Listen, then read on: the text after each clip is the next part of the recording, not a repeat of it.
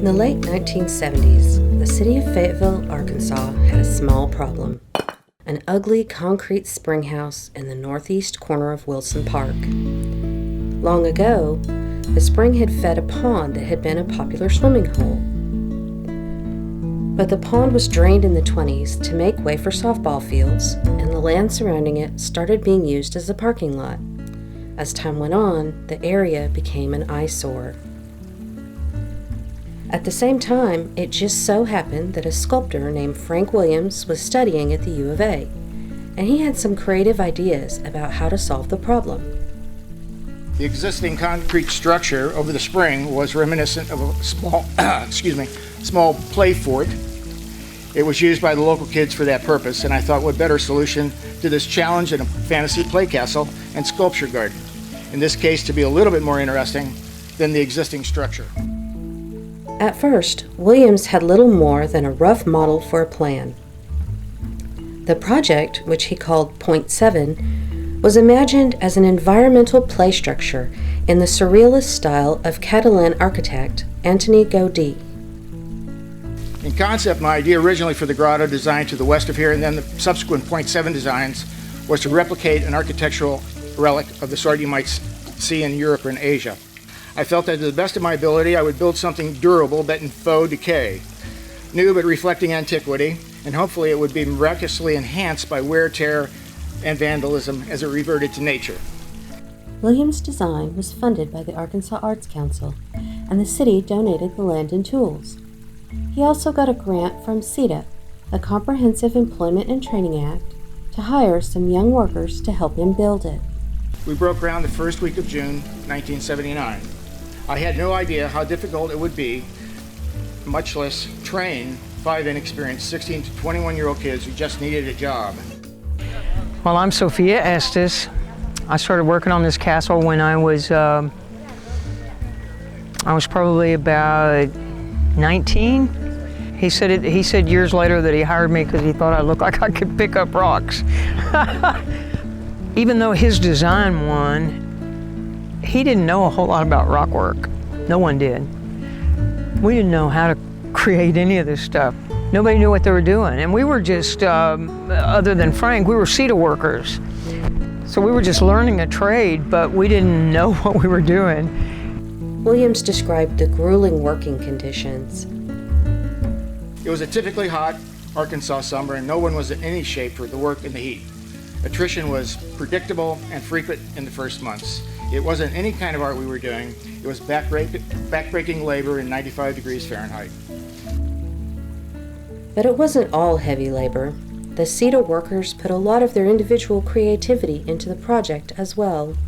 On rainy days when we couldn't, lay rock, we started doing tile work where we made these little tiles, little mosaics.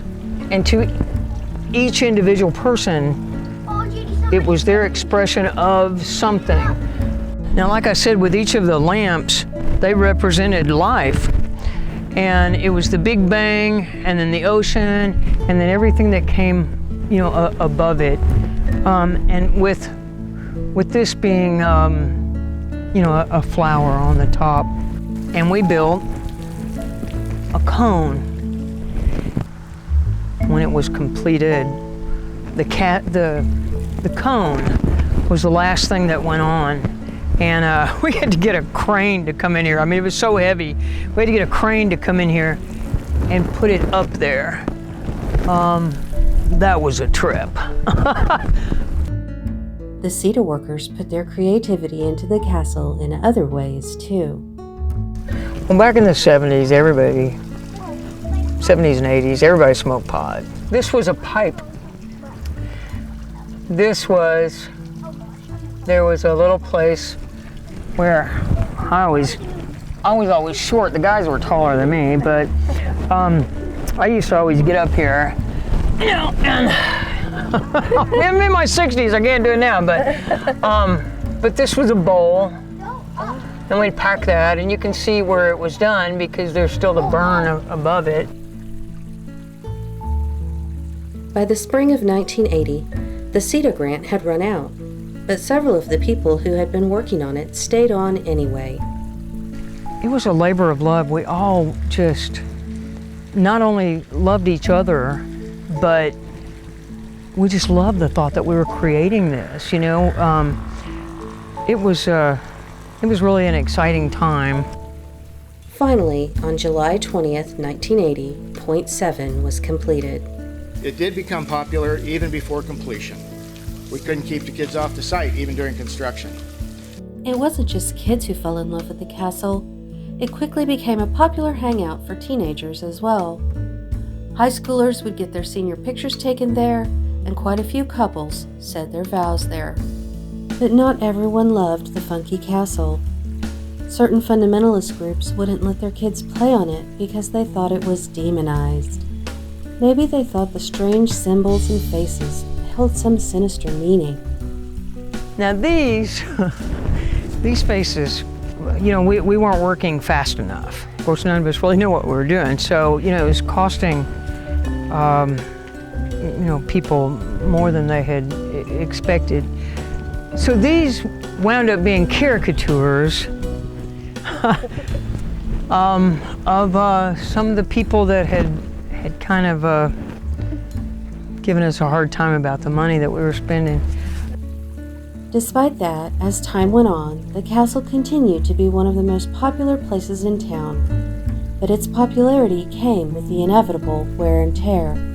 I saw how it was being really used, and a lot of the rock work on the beds was quite loose. It was a dry stack. It was pretty old, and I actually saw somebody fall one day, and I thought, you know, this has got to change. We use it a lot.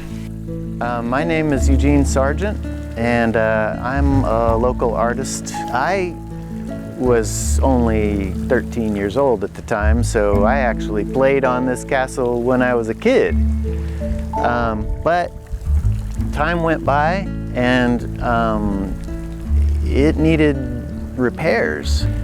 And the first round of repairs and renovations was the bridge rails over here, and a recoating of the tower. It had really bad cracks that were forming in it. That arch was starting to separate, and the Parks was worried about rocks falling down. And so I built the little concrete arch with the cat face on it. And then they had me make these benches, and that probably spanned from 2000 to 2008 or something. And then I made this earthworm over here. That tower over there had been knocked down. It was sort of just stuck on there with just one very thin piece of rebar which had just rusted through. And so, and when it fell down, two of those claws got broken. So I took that tower back to my studio and made some new claws, and then core drilled 3 big holes down into that rock column and grouted in some really strong rebar. So now it's good for the long haul. Everything was good for a while, but they called me again last year, 2019, because this wall over here was having some issues, and some rocks had fallen off, and there were some cracks going through it, and they were worried about it just coming down.